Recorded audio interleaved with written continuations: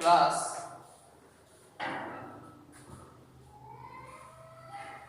Class 11 आपके पास chapter number 2 है relations and functions. इसमें लास्ट एक्सरसाइज है मिसलेनियस एक्सरसाइज। आपके पास जो लास्ट एक्सरसाइज है वो है मिसलेनियस एक्सरसाइज, और इस मिसलेनियस एक्सरसाइज में आपके पास फर्स्ट क्वेश्चन है the relation f is defined by the relation f is defined by f of x equal to x square comma 0 less than equal to x less than equal to 3। it means that कि f of x जो है उसकी value होगी x square, कब होगी जब x की value 0 और 3 के बीच में होगी। ठीक, नेक्स्ट है f of x की वैल्यू 3x होने वाली है, कब होने वाली है x जो 3 जो है वो जो आपके पास जो 3 है सॉरी जो x है वो 3 और 10 के बीच में होगा। and the relation g is defined by, और जो रिलेशन आपका g है is defined by g of x equal to x square है, तो g of x की वैल्यू x स्क्वायर कब होगी जब x आपका 0 2 के बीच में होगा, और g of x की वैल्यू 3x होगी, 3x कब होगी जब आपके x की वैल्यू 2 और 10 के बीच में होगा। तो ये f of x और g of x स्टेप्स हैं आपके पास फंक्शन, यानी ये f and g स्टेप्स हैं डिफाइंड। नेक्स्ट है so that f is a function, आपको ये प्रूव करना है, ये शो करना है, दिखाना है कि f क्या आपका फंक्शन है, f जो है आपको क्या है फंक्शन है, and g is not a function, और g फंक्शन नहीं है। तो g फंक्शन नहीं है और f फंक्शन है, ये आपको चेक करना है। तो इसके लिए हम लोग क्या करेंगे सॉल्यूशन में ये वैल्यूज हम इसमें पुट करने लग जाएंगे। ठीक है, तो ये हो जाएगा हियर f0, तो f0 आपको दिख रहा होगा जब x की वैल्यू 0 होगी तो यहां पुट कर दीजिए, हो जाएगा 0 का स्क्वायर, तो 0 का स्क्वायर कितना होता है आपके पास 0, फिर हो जाएगा आपके पास f1 हो जाएगा 1, फिर हो जाएगा आपके पास f2, यानी कि x की वैल्यू 2 पुट करेंगे इसमें, तो 2 का स्क्वायर कितना हो जाएगा आपके पास 4 हो जाएगा, फिर हो जाएगा आपके पास f3, आप ध्यान से देखिए ना f3 की वैल्यू कितनी आएगी, 3 का स्क्वायर कितना हो गया आपके पास 9 हो गया। नेक्स्ट आपके पास f4 f3 यहां से वैल्यू कितना आ गया 9 आ गया। दोबारा से आपको क्या फाइंड करना है 3 की वैल्यू फाइंड करनी है, क्योंकि अगर आप ध्यान से देखेंगे यहां 0 से लेकर 3 तक की मैंने सारी वैल्यू यहां पुट कर दी। अब जब मैं फिर से 3 से लेकर 10 तक की वैल्यू सिर्फ फंक्शन की वैल्यू 3x हो जाएगा, तो यहां हो जाएगा आपके पास 3 रखेंगे तो 3 3 जा 9 कॉमन 4 रखने पे कितना जाएगा आपका 4 3 जा 12, 5 रखने पे जाएगा 5 3 जा 15, 6 रखने पे जाएगा 6 3 जा 18, और आप 7 रखेंगे 7 3 जा 21, 9 रखने पे जाएगा f9 9 3 जा 27 और 10 रखने पे जाएगा आपके पास 10 3 जा 30 हो जाएगा। तो इस टाइप से आपके पास क्या होगा ये वैल्यूज आएंगे। अब अगर आप इन वैल्यूज को ध्यान से देखेंगे तो 0 की इमेज 0 हो जाएगी, f की इमेज 1 की इमेज 1 है, 2 की इमेज 4 है, 3 की इमेज 9 है, फिर 3 की इमेज क्या है 9 है, तो दोनों क्या होगा सेम हो गए। 4 की इमेज 12 है, 15 की इमेज 5 की इमेज 15 है, 6 की इमेज 18 है, 7 की इमेज 21 है, 9 की इमेज 27 है, और 10 की इमेज कितनी है 30 है। तो आप ध्यान देंगे सबकी इमेज जो है वो क्या आपकी यूनिक है, सबकी इमेज क्या आपके पास यूनिक इमेज है। और जब इमेज यूनिक होती है तो जब क्या होती है इमेज क्या होती है आपके पास यूनिक होती है, तो उस केस में क्या होता है, तो जब इमेज क्या होती है यूनिक होती है, तो अगर आप यहां से देखेंगे मैं अगर आपको लिखना चाहूँ यहां लिखूंगा अगर रेंज ऑफ f, तो f की रेंज कितनी हो जाएगी, तो रेंज हो जाएगी ये वाला एलिमेंट 0 1 4 9 सेट के देखिए बात करेंगे 12 15 18 21 एक चीज मैं मिस कर दिया दैट इज 8, तो f हो जाएगा 24, तो 24 27 एंड 30 ये रेंज हो गई इसकी। ठीक है, ये भी क्या हो गई रेंज हो गई। और जब आपको ये एलिमेंट दिख रहे होंगे 0 1 2 3 4 5 6 7 8 9 10 ये आपके क्या होते हैं डोमेन होते हैं, ये क्या होता है आपके पास डोमेन, ये रेंज हो गया। तो आपको दिख रहा होगा सबकी इमेज क्या दिख रही है आपको यूनिक दिख रही है। यह हो जाएगा therefore every element, ये हो जाएगा image of every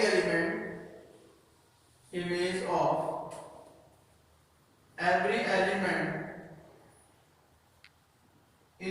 यूनिक, तो इमेज और क्या होगी सबके यूनिक होगी। तो जब सबकी इमेज यूनिक है तो ये आएगा सो f इज अ फंक्शन। तो f क्या हो गया आपका फंक्शन आ जाएगा आपका। तो जब सबकी इमेज क्या हो गई आपके पास यूनिक हो गई तो ये f क्या हो गया आपका फंक्शन हो गया। ठीक है, तो आई होप कि आपको इतना समझ में आ गया होगा। अब इसके बाद इसका सेकंड पार्ट है, तो इसका सेकंड पार्ट है, स्पेस थोड़ा कम है तो मैं इसको रब कर रहा हूं और इसका क्या करेंगे हम लोग सेकंड पार्ट आ गया। तो सेकंड पार्ट जो होगा आपका, सेकंड पार्ट मींस g के बारे में समझेंगे। तो g जो है आपके पास दिख रहा होगा आपको कि जो g है वो कुछ इस टाइप से है, g ऑफ x को इस टाइप से लिखेंगे। तो ये इसमें भी क्या है, ये जो वैल्यू है ये डोमेन है, तो मैं यहां वैल्यू लिखना चाहूंगा तो g ऑफ 0, तो यानी x इक्वल 0 पुट किया तो फिर से 0 आ जाएगा। फिर g ऑफ 1 सॉरी 1 रखेंगे तो 1 का स्क्वायर 1 होता है। फिर g ऑफ 2, तो 2 रखेंगे तो 2 का स्क्वायर कितना आएगा 4 हो जाएगा। फिर लेकिन जब दूसरी बार यहां रखेंगे 2 की वैल्यू तो यहां हो जाएगा g2 इक्वल हो जाएगा आपका 3 2 6, g3 इक्वल हो जाएगा 3 3 9, और यहां फिर से जाएगा g4 equal to 12, g5 equal to 15, g6 equal to 18, g7 equal to 21, g8 equal to 24 and g9 equal to 27, last आपके पास g10 इक्वल हो जाएगा आपके पास 30। तो ये हो गया आपके पास 30। अगर आप यहां ध्यान से देखेंगे क्लियरली इमेज ऑफ अब 2 की इमेज देखेंगे आप, 2 की इमेज यहां 4 है और 2 की इमेज यहां कितनी है 6 है। तो ये इमेज ऑफ 2 इज 4 एंड 6। तो g की इमेज ऑफ 2 क्या हो गया आपके पास 4 एंड 6। 2 इमेज होगी व्हिच इज नॉट यूनिक, तो ये यूनिक नहीं है आपके पास, ये क्या नहीं है आपके पास यूनिक नहीं है। तो जब ये यूनिक नहीं है which is not unique, so g is not a function. तो g आपके पास क्या नहीं है फंक्शन नहीं है, g is not a function. इसके बाद हम लोग नेक्स्ट क्वेश्चन की ओर देखते हैं, और नेक्स्ट क्वेश्चन आपके पास सेकंड क्वेश्चन आपके पास टाइप से है f of x equal to x square comma find f of 1.1 minus f1 upon 1.1 minus 1। आपको इसकी वैल्यू फाइंड करनी है। तो सॉल्यूशन हो जाएगा आपके पास फर्स्ट ऑफ ऑल हो जाएगा given। तो given क्या आपके पास f of x equal to कितना है x square। जो नंबर आपको यहां फाइंड करने उनको आउटपुट कर लेते हैं। तो यहां हो जाएगा f1 का मतलब f1 का स्क्वायर 1 हो जाएगा। नेक्स्ट है 1.1, तो 1.1 मतलब 1.1 का स्क्वायर which हो जाएगा 1.21, क्योंकि 11 के स्क्वायर 121 होता है, तो पॉइंट आ जाएगा 1.21। उसके बाद हो जाएगा नाम f1.1 minus f(1) upon 1.1 minus 1। अगर आप इसकी वैल्यू पुट करेंगे तो 1. इसकी वैल्यू आ जाएगी 1.21 माइनस f(1) 1 है 1.1 माइनस 1। तो जब इसको आप 1.21 इससे माइनस करेंगे 0 0, तो ये जाएगा 1 ये 2, तो ये आ जाएगा आपके पास 0.21 और अपॉन इसको माइनस करेंगे तो 1.1 इससे माइनस करेंगे 1.0, तो ये जाएगा 1 और ये 0, तो यहां हो जाएगा आपके पास 0.1। अब 0.1 है तो आप इसको डिवाइड करेंगे, तो डिवाइड करने में आपके पास कितना जाएगा 2.1, तो 2.1 इज योर आंसर। अब इसके बाद मूव करते हैं नेक्स्ट क्वेश्चन की ओर। काफी अच्छा क्वेश्चन है, इंपॉर्टेंट भी है, उसको देखते हैं इसके बाद। तो आपके पास थर्ड क्वेश्चन कुछ इस टाइप से है, find the domain of the function f of x equal to x square plus 2x plus 1 upon x square minus 8x plus 12। तो आपके पास ये जो क्वेश्चन है f of x equal to x square plus 2x plus 1 upon x square minus 8x plus 12। तो ये जो question है आपका, इस क्वेश्चन का आपने ये जो फंक्शन सॉरी क्वेश्चन इस क्वेश्चन में आपके पास डोमेन फाइंड करना है। डोमेन किसका फाइंड करना है आपने, f of x जो फंक्शन है उसका डोमेन फाइंड करना है। डोमेन होता है कि x कि इस फंक्शन में हम अगर ये x में है तो इस फंक्शन में हम x की कितनी वैल्यू पुट कर सकते हैं जिनके लिए ये पूरा फंक्शन क्या होगा आपका डिफाइन होगा। तो आप फंक्शन को देखेंगे अगर ध्यान से, तो ये फंक्शन आपका रेशनल फंक्शन है, ये कैसा फंक्शन है आपके पास? रेशनल फंक्शन है। तो रेशनल फंक्शन है तो ये क्या होगा आपका सभी वैल्यूज के लिए क्या होगा आपके पास? डिफाइन होगा। ठीक है, यहां हो जाएगा clearly f of x is a rational function। ये हो गया आपके पास is a rational function। तो f of x आपका क्या हो गया? रेशनल फंक्शन हो गया। तो f of x आपके पास रेशनल फंक्शन है। तो इसका मतलब हो जाएगा कि we observe that x can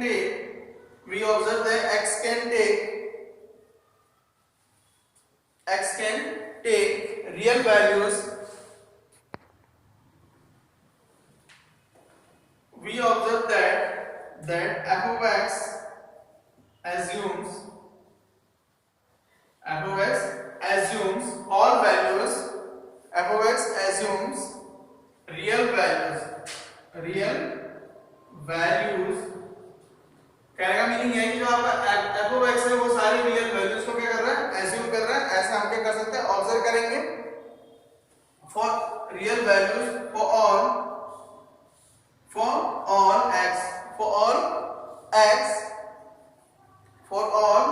या आप फॉर ऑल लिख सकते हैं स्टाइल फॉर ऑल एक्सेप्ट, लेकिन किसको छोड़ के करेगा? Except for all those values for all except for all real values for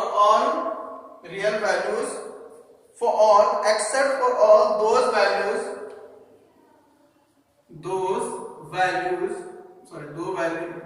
for all those values of x for which means कि जो आपका f of x है वो सारी वैल्यूज के लिए क्या हो जाएगा? आपका फंक्शन डिफाइन होगा। x की सारी वैल्यूज के लिए फंक्शन क्या होगा? डिफाइन होगा। लेकिन सिर्फ किसके लिए डिफाइन नहीं होगा? फॉर विच, इसके लिए कि x² - 8x + 12 = 0 हो जाए। कहने का मीनिंग है कि जिसके लिए आपका x² - 8x + 12 यानी कि जो डिनोमिनेटर है आपको पता है ये रेशनल फंक्शन, ये सब के लिए क्या होगा? आपका डिफाइन होगा। लेकिन डिफाइन सिर्फ कब नहीं हो सकता रेशनल फंक्शन? जब उसका जो डिनोमिनेटर वाला पोर्शन है वो 0 हो जाए। क्योंकि आपको पता है इसके बाद ये डिनोमिनेटर अगर आपका 0 हो जाएगा तो 0 से जब हम किसी नंबर को डिवाइड करेंगे तो डिवाइड करने के बाद आपको क्या मिलेगा? इंफिनिटी मिलेगा। ये नॉट डिफाइन हो जाएगा। तो उस केस में इसका मीनिंग ये कि x² - 8x + 12 = कितना नहीं होना चाहिए? आपका 0 नहीं होना चाहिए। अब 0 नहीं होना चाहिए इसका मतलब है कि इसकी कौन सी वैल्यू नहीं आएगी। तो उसके लिए हम लोग क्या करेंगे कि x² - 8x + 12 है इक्वल टू 0 लिखा हो तो इसका फैक्टर कर लेते हैं। तो x का आप बताइए कितना? ये 12 होता है तो 6 + 2x + 12 इक्वल टू 0 जाएगा। तो x² - 6x - 2x + 12 equal to 0। तो यहां कॉमन x - 6, यहां 2 कॉमन, ये हो जाएगा x - 6 इक्वल टू 0। तो जाएगा x - 2 * x - 6 इक्वल टू 0। तो आप ध्यान देंगे x इक्वल टू 2 आएगा और x इक्वल टू कितना आएगा? आपके पास 6 आ सकता है आपके पास। तो आगे जो फंक्शन हो जाएगा इसी को आप कैसे लिख सकते हैं? इसका फैक्टर जाएगा x - 2 * x - 6 इक्वल टू 0। तो इसका मीनिंग हो जाएगा कि x इक्वल टू कितना नहीं हो सकता? आपका 2 एंड x इक्वल टू 2, 6। तो आपके पास अगर आपने x इक्वल टू 2 पुट कर दिया ये फंक्शन कुछ इस टाइप से हो जाएगा। आप ध्यान से इसको देखेंगे तो ये हो जाएगा आपका x² + 2x + 1 upon x - 2 and x - 6। तो मतलब मीनिंग कहने का मीनिंग इस फंक्शन को आप ऐसे लिख सकते हैं। अब आप क्या करेंगे? आपने x = 2 पुट कर दिया तो ये हो जाएगा 0 × anything 0 ये अपॉन 0 तो ये हो जाएगा नॉट डिफाइन। तो 2 के लिए क्या हो जाएगा? आपका नॉट डिफाइन। x = 6 पुट करेंगे तब ये 0 बनेगा तो नॉट डिफाइन हो जाएगा। तो इसका मतलब x की वैल्यू जाएगी आपकी 2, 6। ये दोनों वैल्यू नहीं आ सकती हैं। तो x की वैल्यू 2 और 6 नहीं आ सकती। इसका मतलब ये हो जाएगा कि hence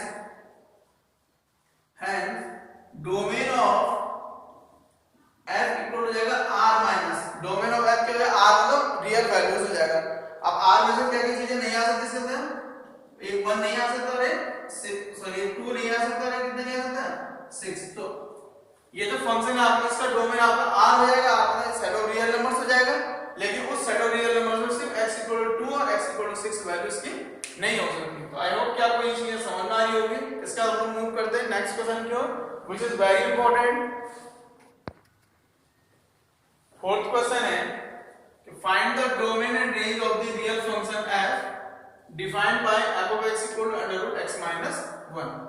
तो आपको इस फंक्शन का क्या फाइंड करना है? एक तो डोमेन फाइंड करना है और दूसरा रेंज फाइंड करना है. तो वी हैव हो जाएगा आपके पास f of x, यानी कि आपके पास जो फंक्शन वो है x minus 1. अब अगर आप ध्यान से देखेंगे तो x को आपको पता है कि x की वैल्यू, मतलब मुझे डोमेन बताना है. डोमेन मीनिंग ये है कि मुझे बताना है कि आपका जो f of x है, ये f of x x की किस किस वैल्यूज के आपका function f of x define है. तो अगर आप ध्यान से देखेंगे तो x minus 1 है, f of x equal to under root x minus 1 है. और आपको पता है कि जो आपका फंक्शन है x minus under root x minus 1 होता है, वो पॉजिटिव वैल्यूज के लिए क्या होता है आपका डिफाइन होता है, नेगेटिव के लिए क्या होता है डिफाइन नहीं होता. It means that here x minus 1 greater equal to 0. x minus 1 की वैल्यू क्या हो जाएगा आपके पास greater equal to 0 हो जाएगा. इसका मतलब हो जाएगा कि x greater equal to 1 हो जाएगा. x क्या हो गया आपका greater equal to 1. इसका मीनिंग ये है कि आपका जो ये जो f of x है, f of x greater equal to 1 के लिए क्या आपका डिफाइन है.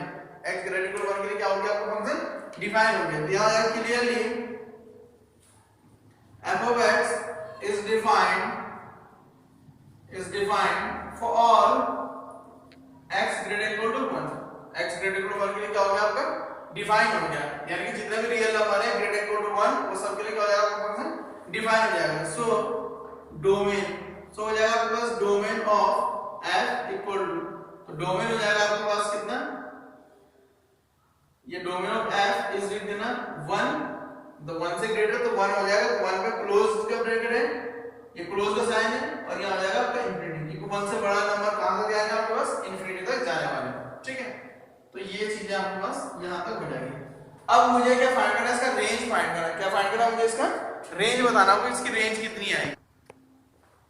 रेंज इस टाइप से क्या आपको पता है कि रेंज क्या होता है, रेंज हम बोलते हैं y यानी कि f of x जो कंप्लीट होता है उसको क्या बोलते हैं आपने रेंज बोलते हैं. तो यहां देखिएगा ना for all x greater equal to कितना आपके पास 1 है. x ग्रेटर इक्वल टू कितना हो जाएगा आपके पास 1. अगर x ग्रेटर इक्वल टू 1 है तो आपको पता है कि x minus greater equal to कितना जाएगा आपके पास ये 0 हो जाएगा. x minus 1 greater equal to कितना होने वाला है आपके पास ये 0 होने वाला है. ऐसा आप इसको एज्यूम कर सकते हैं. तो आपका फंक्शन क्या हो जाएगा ग्रेटर इक्वल टू 1 हो जाएगा. अगर आप इसमें अंडर रूट लगा देते हैं तो ये हो जाएगा under root x minus 1 greater equal to 0. इसका मतलब क्या हो गया, फिर से इसकी वैल्यू पॉजिटिव आ रही है. और आपको ये भी पता है इसी को क्या बोलते हैं हम लोग f of x की वैल्यू क्या हो गया आपके पास ग्रेटर इक्वल टू कितना आ रहा है आपके पास 0 आ रहा है. इट मींस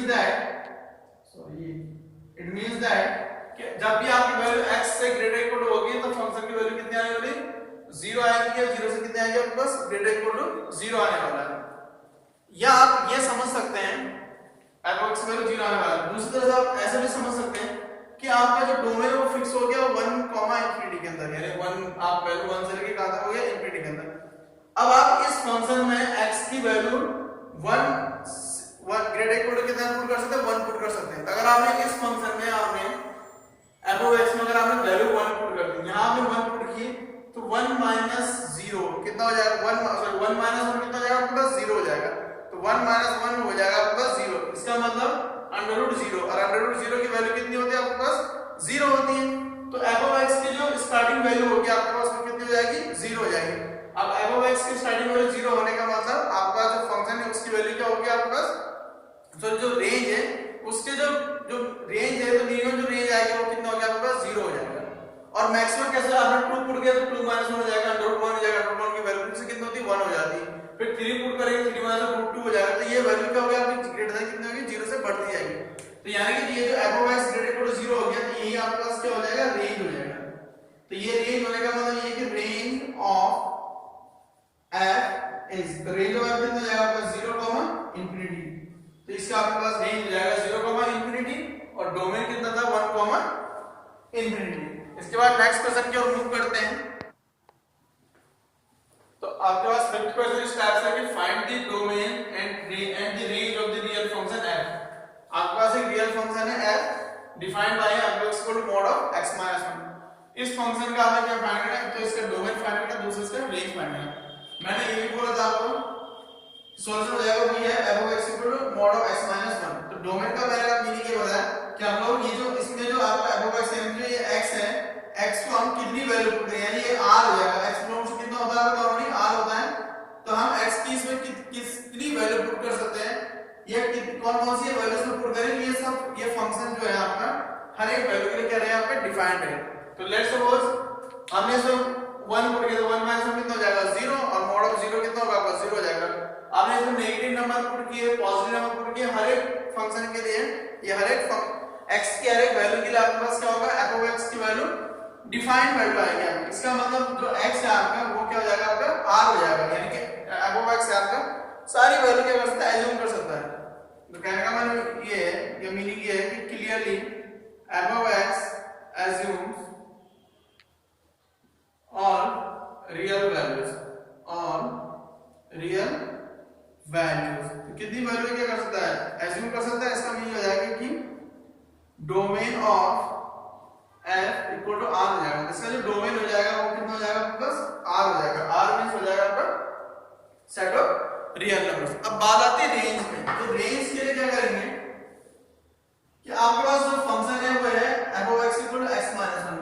तो होगा क्या कि आप x को वैल्यू पुट करते रहेंगे, x को वैल्यू पुट करेंगे इसमें, और x को वैल्यू पुट करेंगे, आपके पास जो आउटपुट आता है, जो आउटपुट आएगा उसी को क्या बोलते हैं हम लोग, रेंज बोलते हैं। या आप ये भी समझ सकते हैं जो इनपुट है आपके पास, इनपुट, तो इनपुट सॉरी जो इनपुट है आपके पास इनपुट, इसको बोलते हैं हम लोग डोमेन। तो इनपुट आपके पास क्या होता है डोमेन, और जो डोमेन को पुट करने के बाद आउटपुट मिलेगा उस आउटपुट को हम लोग क्या बोलते हैं, रेंज बोलते हैं। फंक्शन में इनपुट क्या हो गया आपके पास डोमेन, और जो आउटपुट आपके पास उसको हम लोग क्या बोलने वाले, रेंज बोलने वाले। तो आपने इसमें x की वैल्यू पुट की, नेगेटिव और पॉजिटिव और 0 दोनों पुट कर, आपने इसमें लेट्स सपोज 0 पुट किया, तो 0 माइनस 1 दैट इज माइनस 1, और कितना हो जाएगा आपके पास 1, यानी क्या मिला आपको पॉजिटिव। आपने इसमें लेट्स सपोज 1 पुट किया, तो 1 माइनस 1 कितना हो जाएगा आपके पास 0, और 0 कितना ये हो जाएगा आपके पास मॉड ऑफ 0 कितना 0। इसके बाद हम लोग इसमें 2 पुट करें, तो 2 माइनस 1 यानी कितना हो जाएगा आपके पास 1। 3 पुट करेंगे, 3 माइनस 1 2, ये 2 हो जाएगा। लेकिन आपने नेगेटिव वैल्यू पुट की, 0 पुट किया तो -1, तो -1 माइनस 1 कितना जाएगा -2, फिर से कितना आएगा 2। अगर आप इसमें फिर से -2 पुट करेंगे तो कितना आने वाला आपके पास -3 यानी 3। तो ये आपके पास दिख रहा है 1 0, ये सारा आपके पास क्या आउटपुट है, ये आउटपुट है। तो इस आउटपुट आपको लीस्ट वैल्यू के दिख रहा है आपको 0, लीस्ट वैल्यू के दिख रहा है आपको 0, फिर बाकी सारी वैल्यू से ग्रेटर है। इट मींस दैट आप x की वैल्यू आप 0 पुट करें, -1 पुट करें, -2 पुट करें, 3 पुट करें, 4 पुट करें, उन सब में जो आपके पास आउटपुट मिलेगा वो पॉजिटिव नंबर मिल रहा है। कैसा नंबर मिल रहा है आपका पॉजिटिव, और उसका जो लीस्ट वैल्यू कितनी मिली आपको 0 मिल रही है। तो इसका मतलब ये हो जाएगा क्लियरली रेंज ऑफ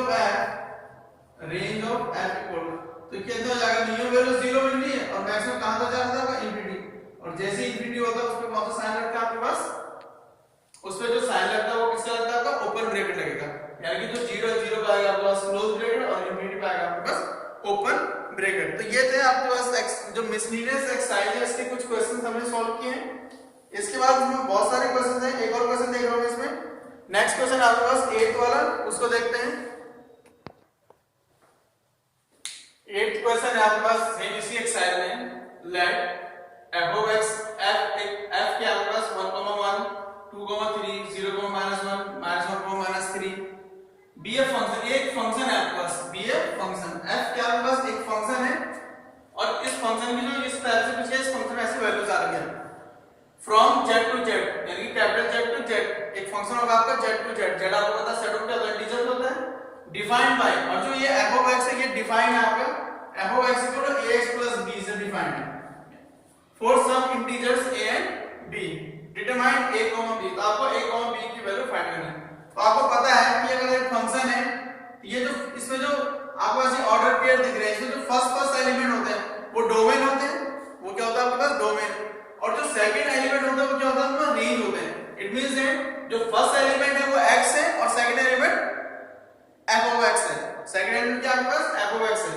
तो कुछ स्टेप्स है आपके पास गिवन, तो गिवन जो फंक्शन है आपके पास 1, 1, 2, 3 है, कॉमा 0 कॉमा -1 -1 कॉमा -3 ये आपके पास f है and f is defined by, लेकिन जो f है वो किस टाइप से डिफाइंड है, defined by f of x equal to इस टाइप से डिफाइंड है ax प्लस b है। तो यहां हो जाएगा आपके पास b है, v है तो ये देखिए हम x की वैल्यू कितनी है 1 है, तो यहां हो जाएगा f of 1, तो f of 1 की वैल्यू कितनी हो गई आपके पास 1 हो जाएगी। नेक्स्ट बहुत सारे किसी को आप चूज कर सकते हैं, ले सकते हैं। सेकंड लिया मैंने f of 2, तो f of 2 की वैल्यू कितनी हो गई आपके पास 3 हो गई, f of 1 की वैल्यू 1 हो जाएगी, f of 2 की वैल्यू कितनी हो गई आपके पास 3 हो गई। तो नाउ ये वैल्यू सारे आप क्या कर सकते हैं यहां पुट करेंगे, तो यहां आपने कितना पुट किया 1 पुट करेंगे, तो यहां हो जाएगा आपके पास f1 और राइट में जाएगा आपके पास a into 1 plus b, तो f1 की वैल्यू कितनी है आपके पास 1 है, तो ये हो जाएगा a plus b, तो इंप्लाइज आपके पास जाएगा a plus b equal to 1 which is equation number first. तो ये हो गया आपका इक्वेशन नंबर कितनी फर्स्ट। एंड नेक्स्ट हो जाएगा आपके पास f2 इक्वल टू, यहां वैल्यू पुट करेंगे x इक्वल टू 2 पुट किया, यहां हो जाएगा आपके पास a into 2 plus b और f of 2 की वैल्यू कितनी है 3 है, तो जाएगा 2a plus b, it means that 2a plus b equal to 3। Equation number कितना हो गया आपके पास सेकंड, तो एक आपके पास फर्स्ट इक्वेशन है, एक आपके पास सेकंड इक्वेशन, आप इन दोनों इक्वेशन को सॉल्व करेंगे and you will get the value of a and b। यहां मैं लिख रहा हूं on solving first and second we get, तो क्या मिलेगा आपको a plus b equal to 1 है और ये जाएगा 2a plus b equal to कितना 3, दोनों को सॉल्व करेंगे तो माइनस, तो ये जाएगा माइनस a equal to -2, तो a की वैल्यू हो गई आपके पास 2, इसके बाद जाएगा put a equal to 2 in first, तो फर्स्ट में पुट करेंगे हम, तो a plus b equal to 1 है, तो a की value 2 plus b equal to 1, तो b equal हो जाएगा 1 - 2 दैट इज b equal हो जाएगा -1, तो x की a की वैल्यू 2 हो गई, b की वैल्यू कितनी होगी -2 होगी, वो आप यहां वैल्यू पुट करके चेक भी कर सकते हैं कि सही है या नहीं है। यहां ये 2 पुट करेंगे 2 - 1 होता है आपके पास, यहां पुट करेंगे तो 2 की 2 to 4 और इसको माइनस करके कितना जाएगा आपके पास 3। तो ये स्टेप्स आप इसलिए जो एक्सरसाइज है उसके इतने सारे क्वेश्चंस कर सकते हैं। इसमें एक दो क्वेश्चन और हैं, जैसे इसमें 5th क्वेश्चन था, इसमें 6th क्वेश्चन था, प्लस 6th था और 7th था, आप उनको भी सॉल्व कर सकते हैं, रेस्ट ऑफ क्वेश्चन भी आप सॉल्व कर सकते हैं। फिर भी अगर आपको किसी क्वेश्चन में कोई डाउट होगा तो यू कैन आस्क मी। उसके बाद हो जाएगा नेक्स्ट, जो हम लोग इसके बाद नेक्स्ट वीडियो मिलेंगे, अब उसके बाद आपकी स्टार्ट हो जाएगी ट्रिग्नोमेट्री, मींस कि जो नेक्स्ट चैप्टर होगा आपके पास ट्रिग्नोमेट्री, तो नेक्स्ट टॉपिक जब हम लोग मिलेंगे इसके बाद तो हम लोग स्टार्ट करने वाले हैं ट्रिग्नोमेट्री। Thank you class 11।